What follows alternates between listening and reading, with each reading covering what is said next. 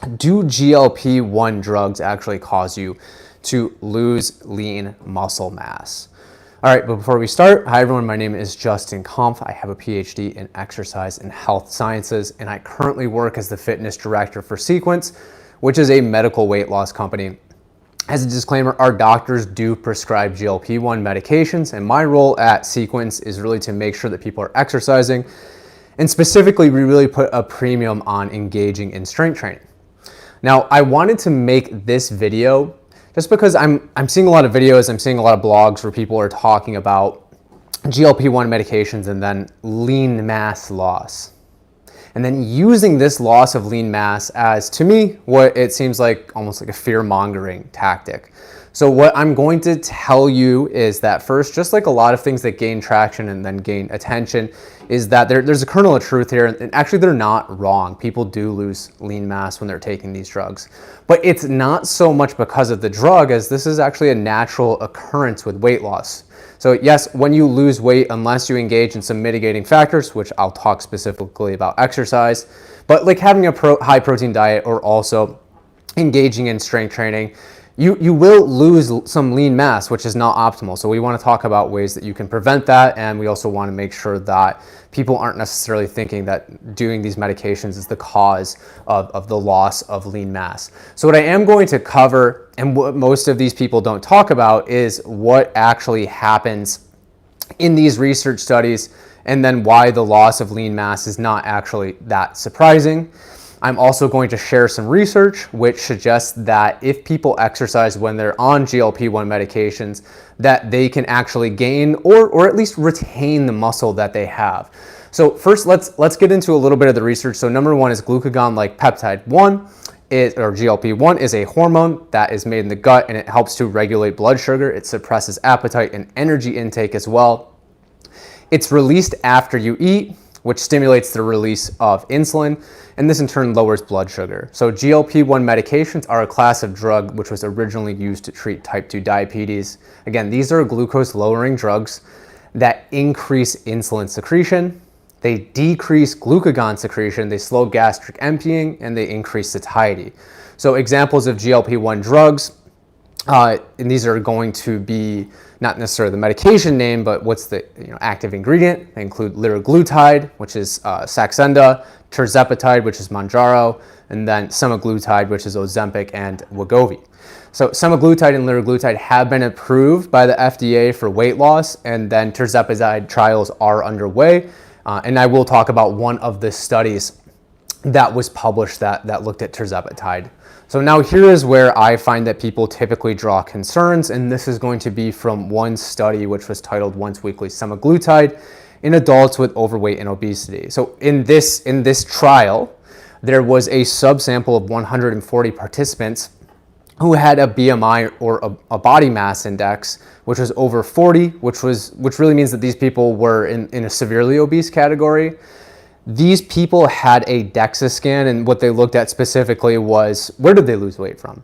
Loss of lean mass, loss of fat mass, and they also looked at visceral fat loss. I'll really be talking just about the loss of lean mass and then also the loss of fat. And so in this study, in this subsample study, 95% of participants, or sorry, not 95%, 95 participants were taking semaglutide, and 45 were in the placebo group. These people were randomized such that it was in the main study, it was 2 people taking semaglutide for every 1 person that was in the control or the placebo group. And I recently had just read one blog. I'm not going to call it out. I'm not going to say what it is, but I will say what was said. And so what was said in this blog, again, I put this under the fear-mongering category, as they said that the individuals who were on this drug actually lost a meaningful amount of lean mass, not just fat mass. The average weight loss from the drug in one trial was 8.4 kilograms. Of that, approximately 60% was from fat mass and 40% was from lean body mass. So they're highlighting that 40% of what was lost came from lean mass. And they also actually incorrectly stated the amount of weight that was lost. So they said 8.4 kilograms of weight were lost. As a matter of fact, it was actually 8.4 kilograms of fat that was lost in the semaglutide group, and then that 5.26 kilograms of lean mass. And again, yes, this equates to a 40% of what they lost came from lean mass, which is valuable to bring up, and it's something that we do want to avoid that. We want to mitigate that. We don't want to lose lean mass when we're losing weight. Optimal weight loss is going to be where it predominantly comes from fat mass. But there are important questions that are not addressed or glossed over when people talk about this loss of lean mass. And I think an interesting one, and the first one that I would bring up, is what happened in the placebo group. Okay, so again, there's 45 people in the placebo group, and there are 95, I think I said 95 in the semaglutide group. The placebo group lost 1.37 kilograms of fat, and they lost 1.83 kilograms of lean mass. Okay, so that's 57% of their loss is coming from lean mass. So before, the person was saying, okay, full 40% came from lean mass, that's bad. Well, in the placebo, 57% came from lean mass. So yes, in absolute terms, the semaglutide group lost more lean mass, but as an overall percentage, it was actually the placebo that lost more, and almost no one's talking about this. The semaglutide group also happened to lose considerably more body fat than the placebo group. So now let's break down the intervention and see if there were any mitigating factors that participants undertook or could have undertaken that could have spared lean mass while on this medication. Now, in this study, participants with comorbidities, who were overweight and had comorbidities, or who were obese, which is a BMI of 30 or higher, were randomly assigned to the semaglutide group or the placebo group for a 68-week trial. They all received a lifestyle intervention, so participants received counseling. Part of that included talking about increasing physical activity with a counselor up to 150 minutes per week, with activities such as walking. So walking was what was encouraged. Now, this was actually recorded. They talked about this in the counseling sessions, but that data was never included or reported in the analysis. As far as I know, it definitely wasn't included in the main paper that I was discussing, meaning we don't actually know how much physical activity these participants obtained. Additionally, there is no mention of strength training, which would be a huge mitigating factor, nor do we have data on the range of lean mass that was lost, meaning that we don't have any variance data, so we don't know if some people actually retain lean mass. And also in this subsample, there was people with a BMI of over 40. So for these people, losing 1.37 kilograms of fat, which is what happened in the placebo group, is probably not that clinically meaningful. So that's interesting to me, is that it's probably not that clinically meaningful of results, and they actually lost a greater percentage of muscle than the semaglutide group. So yes, in this trial, there was a subset of 140 participants. Those taking the medication lost lean mass. True, 40% loss of lean mass, or 40% of their weight loss from lean mass. Now, as a percentage, again, the placebo group actually lost more. And we don't know how much physical activity they were actually obtaining in either of the groups. And there's no mention of strength training. So just think about that for lean mass loss for semaglutide, which again is Ozempic or Wegovy. Next, another trial which used Terzapatide, which is under the brand name of Mounjaro. And this study was titled Terzapatide Once Weekly for the Treatment of Obesity. And this study recruited a near identical population, and the trial lasted a little bit longer. It was 72 weeks, okay?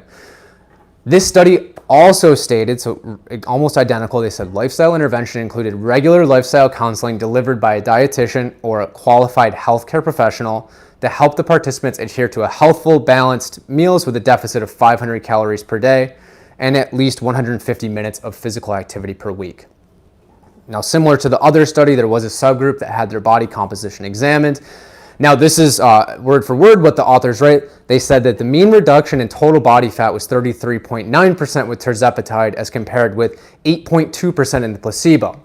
Now, I think probably what a lot of people aren't doing is they're not going to the supplementary materials before they're writing their blogs or doing their videos. So when you actually look at the supplementary materials, which presents the data on total lean mass loss, you see that in this case, the placebo group lost 2.6% of their lean mass, and the Terzapatide group lost 10.9% of their lean mass. But again, that sounds bigger, but let's actually break this down. So first, this study didn't, at least to my knowledge, they didn't have baseline data on the participants for these specific body composition measures. Again, this just wasn't anything that I saw. But I'm just gonna, again, I'm extrapolating this from the first study that I talked about because they did have that data and it's a similar population. So let's take a look at the average participants from the semaglutide trials. They were on average 228 pounds and had almost 100 pounds of fat mass, and they had a body fat percentage of 43.4%. So if you extrapolate those numbers to the percentage of fat lost and the percentage of lean mass lost for the Terzapatide study, the placebo and the Terzapatide groups are almost nearly identical. So meaning, yes, the medication group lost more fat, and yes, they lost more lean mass, but in terms of absolute percentages, it's really not that different. Again, we have no statistical analysis which included physical activity, and it doesn't seem like they did strength training, or at least we don't know if they did strength training. Now I'm gonna share with you one last study, I think the most interesting study, because they actually did have physical activity included. So again, to my knowledge, the first GLP-1 medication that was approved for weight loss was liraglutide, okay? This is where results get interesting because, like I said, one of these trials actually included exercise. This trial was titled Healthy Weight Loss Maintenance with Exercise, Liraglutide, or both combined. And this study, the authors write that we investigated the efficacy of a one-year treatment with moderate to vigorous intensity exercise program, liraglutide at a dose of 3 milligrams per day, or the combination of exercise plus liraglutide, or compared with placebo for a healthy weight loss maintenance after weight loss was induced by a low-calorie diet. So let me read off what actually happened in this study. What was the protocol? So first, in this study, participants followed a low-calorie diet, which was 800 calories per day for 8 weeks. All of the participants who had a weight loss of at least 5% in that period of their baseline body weight were then randomly assigned to one of 4 groups for 1 year. Okay, so it was 8 weeks of a run-in period where they had to lose 5% of their body weight to be included. So one group was exercise plus placebo, titled the exercise group. Liraglutide plus usual activity, so no exercise intervention. Exercise plus liraglutide, so this was the combination group, and then just a placebo group without changes in physical activity, so 4 groups. All of the participants in this study had a BMI of ranging between 32 to 43, and for the exercise part, each participant was assigned to an exercise instructor. These instructors had a bachelor's or a master's degree in exercise physiology, and these instructors planned and monitored. So they planned and monitored the individual programs. So after an initial 6-week ramp-up phase, participants were encouraged to attend supervised group exercise sessions. This involved 30 minutes of vigorous intensity, interval-based indoor cycling, and then also 15 minutes of circuit training 2 times per week. And they were instructed to perform moderate to vigorous intensity exercise individually, which mostly involved outdoor activities such as cycling, but they also recommended indoor cycling. They recommended running or brisk walking 2 times per week. Now again, we have to look at the supplementary materials for this study, and you can actually see what these participants did. And you can see that they did strength training in their circuits. They did step-ups, they did dips, they did Russian twist, and this is exactly what they did. Leg presses, bicep curls, shoulder presses, back extensions, rowing, they did squats, crunches, they did kettlebell swings. A little bit questionable if they're novice for exercise. They did machine chest presses, they did lunges, planks, and they did assisted push-ups. So they actually did a lot of strength training, the most I've seen in any GLP-1 study. Now, on their own, what they did, this is what the authors write, the types of exercises performed most frequently by participants individually were outdoor and indoor cycling, outdoor running and brisk walking, followed by swimming, and then that circuit training. Other exercise forms performed were group exercise in facilities, so aerobics and muscle strengthening exercises, and also sports, football, soccer, and then badminton as well. I don't see pickleball on there. So the participants who took the medication and exercise had the best results for changes in body weight. And here's the interesting thing. The placebo and the exercise groups over time actually gained back some of their weight. That happened. But the liraglutide and then the liraglutide plus exercise at least maintained the weight that they had lost. But the exercise group actually continued to decrease their body fat percentage. So while their weight went up a little bit, they decreased their body fat. That's because they were putting on muscle. So they put on muscle, which is great.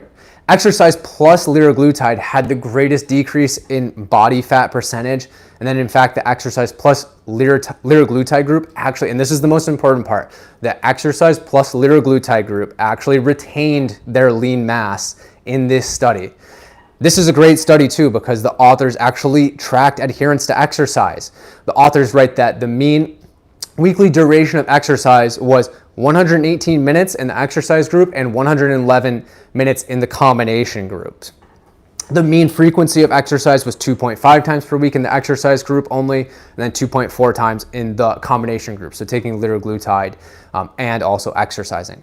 And these authors write that the combination of exercise and liraglutide treatment was associated with loss of fat mass and reduction in waist circumference that were approximately twice that observed in the single treatments, and also it preserved lean mass. So what I would say is yes, loss of lean mass is something that can happen when you're taking these medications, but it doesn't seem like these medications are the cause so much as weight loss is the cause. Participants on these medications lose more fat and they also lose more muscle, but in absolute terms, for the studies that I had previously mentioned, the semaglutide and then the Terzapatide studies, it's nearly identical. In percentage terms, the semaglutide study and the placebo group actually lost a greater percentage from muscle. But when structured exercise is included, when you're using these medications, we see that people can actually retain their muscle mass. Of course, we need to see this done. This was with liraglutide, so we need to see this done with semaglutide and Terzapatide. And again, I still think that this is critical to why when you're trying to lose weight, you should include exercise, specifically strength training. So I'm hoping that this elucidated some things and shed some light on what I consider to be fear-mongering. We can say that we should be worried about losing lean mass, but it's preventable. At least research shows with what we currently know that it's preventable. Again, it's okay to report these results. I would encourage people to report these results because it's going to put a premium on doing strength training. And I think we need to make people aware of the fact that they can lose lean mass, but that there are mitigating factors out there that can help them retain lean mass if they are on these medications for optimal weight loss. Okay, so again, hopefully this helped. Hopefully this shed some light on some of the research and what you can do if you are on a GLP-1 medication or if you are thinking about taking one. Again, I am not a medical doctor. I'm a doctor of exercise. I prescribe push-ups, but I do have a decent understanding of the research, and hopefully explaining this to you helped out a little bit with that fear of losing lean mass if that was a fear that you might have had.